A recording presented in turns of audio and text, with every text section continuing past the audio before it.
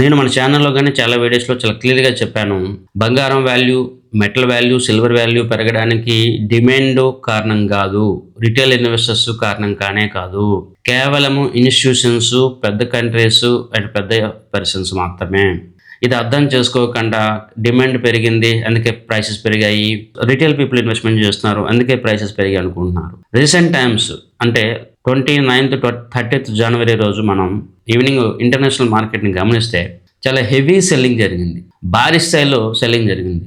ఇంత భారీ స్థాయిలో సెల్లింగ్ రిటైల్ పీపుల్ చేయలేరు. కేవలం ఇన్‌స్టిట్యూషన్స్ మాత్రమే చేస్తాయి. ఇంతలా ఇన్‌స్టిట్యూషన్స్ వాళ్ళ యొక్క పోర్ట్‌ఫోలియోస్‌లో గోల్డ్, సిల్వర్‌ని, మెటల్స్‌ని హోల్డ్ చేశారు. అది మీరు గమనించాలి. రెండో పాయింట్, వీళ్ళు ఇంతలా అమ్మడానికి 2, 3 కారణాలు అయితే ఉన్నాయి. ఒకటి ప్రాఫిట్ బుకింగ్. 2 అతి ముఖ్యమైన పాయింట్ యూఎస్ఏ ఫెడ్ సంబంధించి 2 ముఖ్యమైన పాయింట్లు వచ్చాయి. ప్రెజెంట్ ఫెడ్ చైర్మన్ పవల్ గారు ఇంట్రెస్ట్ రేట్లు తగ్గించలేదు. కొత్తగా రాబోతున్న ఫెడ్ చైర్మన్ ఇంట్రెస్ట్ రేట్లు పెంచే వ్యక్తి.